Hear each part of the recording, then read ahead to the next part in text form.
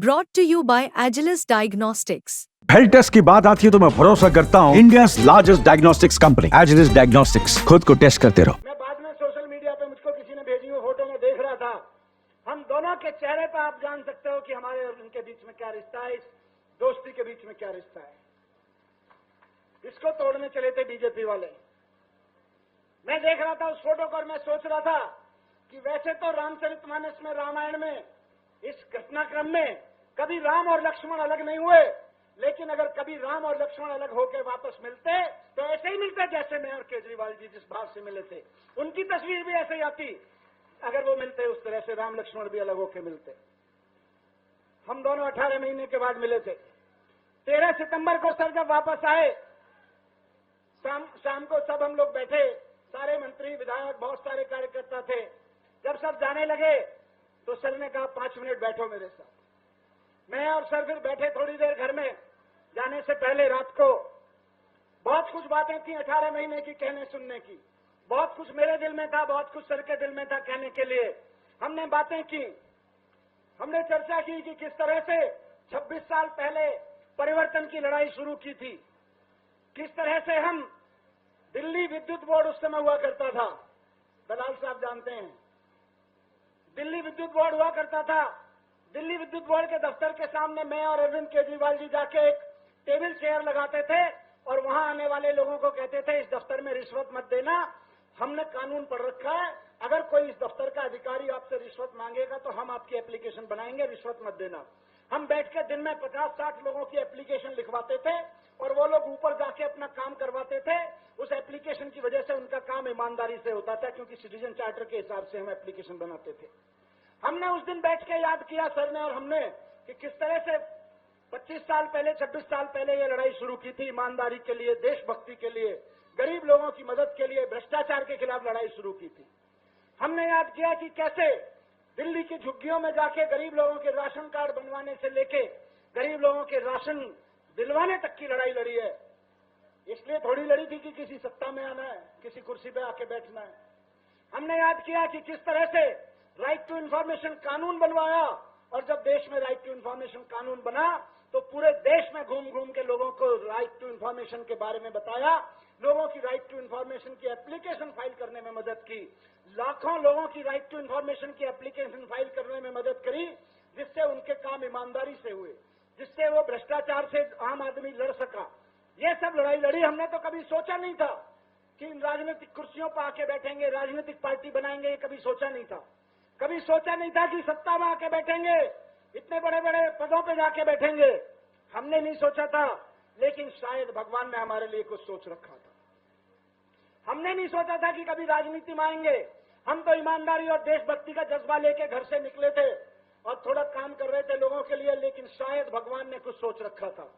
भगवान के सोचे हुए के मुताबिक, भगवान के दिए हुए के मुताबिक मुख्यमंत्री बने, मैं मंत्री बना, दिल्ली में काम किया, लोगों के स्कूल बनवाए, अस्पताल बनवाए, यूनिवर्सिटीज बनवाई बच्चों के लिए, स्टूडेंट्स के लिए, ईमानदारी से काम किया।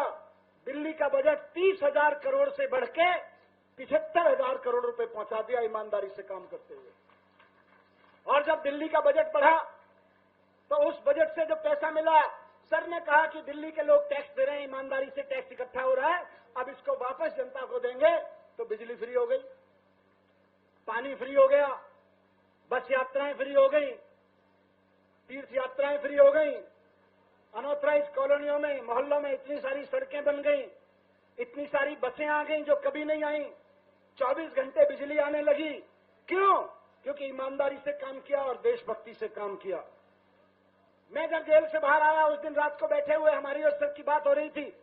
मैंने सर को बताया, केजरीवाल जी को, कि किस तरह से मैं जनता में जा रहा हूं, 1 महीने पे से पदयात्राओं में जा रहा हूं और किस तरह से मदद मिल रही है वहां से।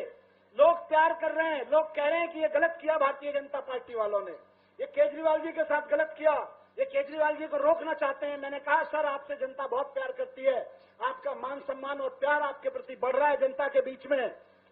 केस तो झूठा था ही, जमानत तक तो था ही केस, ये सारा केस जमानत तक था, ये हमारी चर्चा हुई।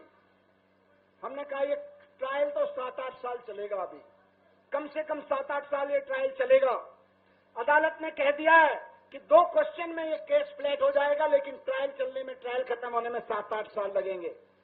सर ने कहा, अब ये बात महत्वपूर्ण मैं आपके बता रहा हूं, हमारे जो चर्चा हुई, सर ने कहा कि अदालत की मोहर तो लग गई है कि केस खत्म है, कुछ नहीं है इसमें, लेकिन जनता की मोहर भी लगानी है कि केजरीवाल जी ईमानदार है। ये जनता की मोहर लगवानी है, जनता की मोहर लगनी है। मैंने पूछा, सर कैसे होगा, क्या करेंगे, कैसे चाहते हैं, क्या करेंगे? तो सर ने कहा कि मैं लांछन लेके सीएम की कुर्सी पे नहीं बैठूंगा। इन्होंने मेरे ऊपर बेईमानी का आरोप लगाया है, मैं ये लांछन लेके सीएम की कुर्सी पे नहीं बैठूंगा। अदालत ने तो कह दिया कि ये 2 क्वेश्चन में भी टिकेगा केस, लेकिन मैं जनता के बीच जाऊंगा और जनता कहेगी कि केजरीवाल ईमानदार हैं, जनता कहेगी कि केजरीवाल हमारे ईमानदार नेता हैं और चुन के भेजेगी तो मैं कुर्सी पे बैठूंगा सीएम की। मैंने कहा, ये कैसे करेंगे, जनता की मोहर कैसे लगेगी, जनता कैसे कहेगी कि केजरीवाल जी ईमानदार हैं? तो सर ने कहा कि मैं सीएम पद से इस्तीफा दे दूंगा, 3 महीने बाद चुनाव है, अगर जनता दोबारा चुन के भेजेगी और मैं यही कहने जाऊंगा जनता के बीच कि मैंने काम किया है, मैं ईमानदार हूं। अगर दिल्ली की जनता ये सोचती है कि मैं ईमानदार हूं, दिल्ली की जनता ये मानती है कि केजरीवाल ईमानदार है, तो वोट दें और कुर्सी पे बिठाएं, नहीं तो घर बैठ जाऊंगा। केजरीवाल जी ने मुझसे कहा उस दिन 13 सितंबर को। मैंने सर से कहा कि सर आपके दिल में, सर ने अपने दिल की बात कही, मैंने सर से कहा कि अगर आपके दिल में है, ये तो मेरे दिल में भी यही बात है।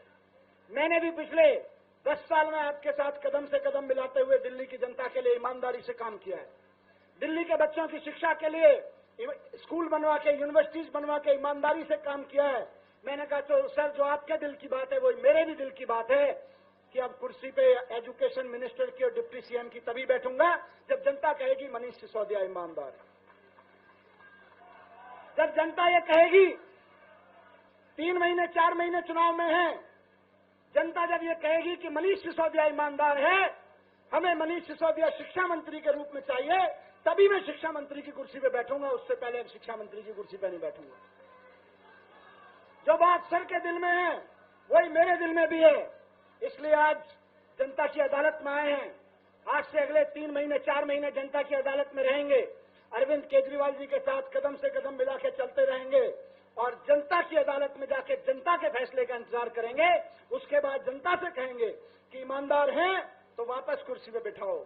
अगर आपको लगता है कि अच्छे स्कूल बनवाने के लिए, अच्छी यूनिवर्सिटीज बनवाने के लिए और आपके बच्चों के भविष्य के लिए अरविंद केजरीवाल की जरूरत है जो कि ईमानदार हैं, तो वापस उनको मुख्यमंत्री बनाओ, तब कुर्सी पे जाके बैठेंगे, नहीं तो नहीं बैठेंगे। ये लांछन लेके नहीं बैठेंगे कुर्सियों पे, इसलिए कुर्सियां छोड़ दी, अब आपके बीच में है, फैसला आपको करना है। पहली बार आपकी अदालत में आए हैं, पहली बार ईमानदारी की आवाज लेके।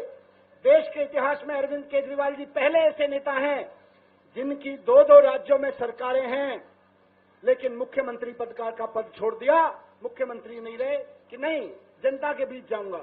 मैं भी जनता के बीच सर के साथ जाऊंगा और कदम से कदम मिलाते हुए जनता से यही कहूंगा। बस आखिरी बात मैं उन लोगों को कहना चाहता हूं जिन लोगों ने 17-18 महीने में, पिछले 2 साल में मुझको अंदर से तोड़ने की कोशिश की, बाहर से तोड़ने की कोशिश की, कि जब तक अरविंद केजरीवाल जी तानाशाही के रावण के खिलाफ ये लड़ाई लड़ते रहेंगे, राम बन के ये लड़ाई लड़ते रहेंगे, मैं लक्ष्मण बन के इनके साथ खड़ा रहूंगा। दुनिया का कोई रावण, दुनिया के किसी रावण की तानाशाही मुझको नहीं तोड़ सकती, ना मुझे अंदर से तोड़ सकती और ना पार्टी के रूप में तोड़ सकती।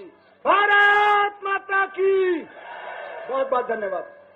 बहुत बहुत धन्यवाद मनीष भाई।